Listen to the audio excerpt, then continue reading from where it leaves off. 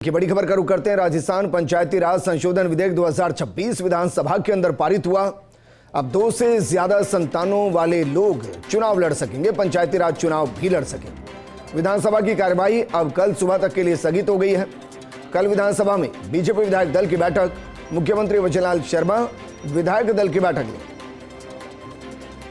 दरअसल ये कानून भैरों सिंह शेखावत जी के दौर में बनाया गया था, जहां ये पाबंदी लगाई गई थी कि अगर किसी के 2 से ज्यादा संतान हैं वो पंचायत के चुनाव नहीं लड़ पाएगा। मुख्यमंत्री वचनलाल शर्मा ने उसको बदला है और बाकायदा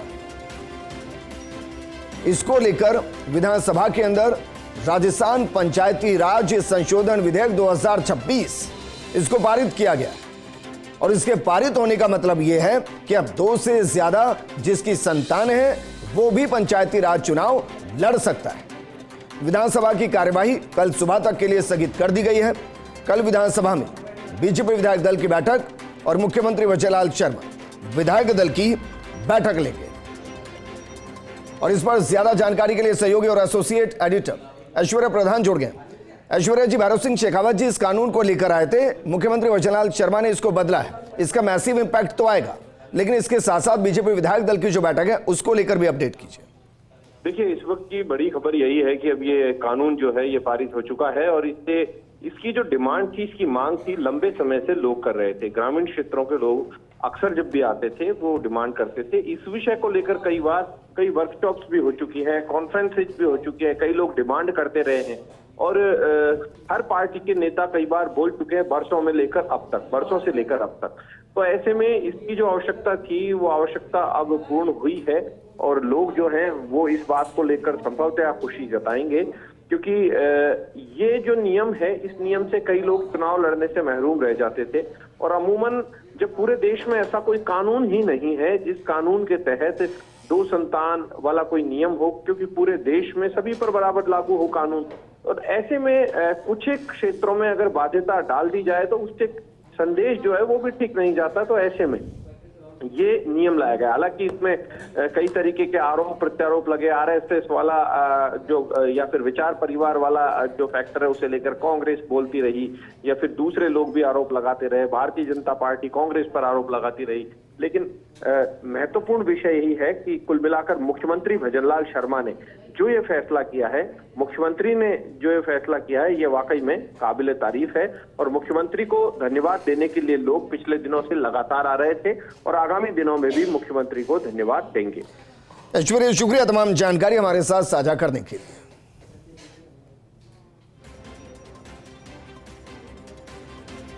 तो देखिए, कल विधानसभा में बीजेपी विधायक दल की बैठक, मुख्यमंत्री वचनलाल शर्मा विधायक दल की बैठक लेंगे।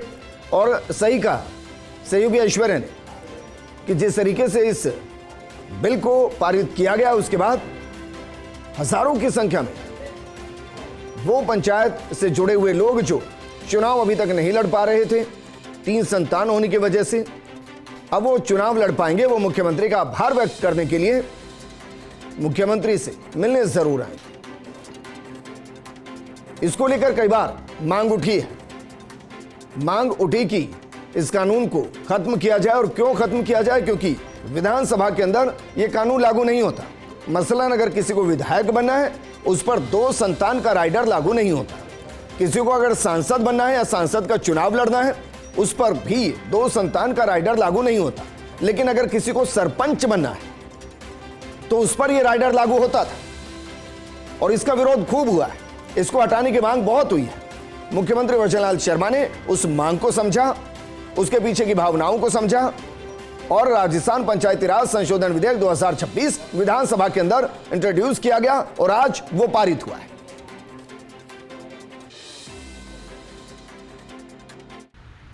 1994 में एक बिल पास किया गया था विधानसभा में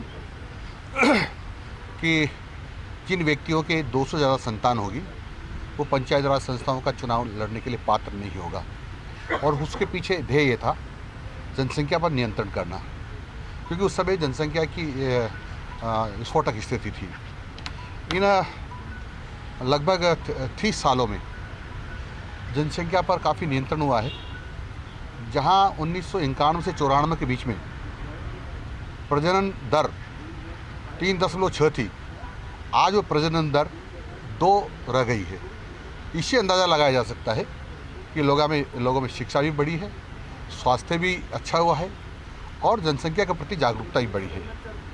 और इसलिए आवश्यकता थी अब कि जो ऐसे लोग हैं जो बहुत ही पंचायत राज संस्थाओं में जानकारी रखते हैं और उनके अनुभवों का लाभ जो पंचायत राज संस्थाओं को होना चाहिए, और इसीलिए ये जो बाउंडेशन थी कि 2 से ज़्यादा संतान वाला चुनाव नहीं लड़ सकता है, उस बंधन को हटा दिया गया है।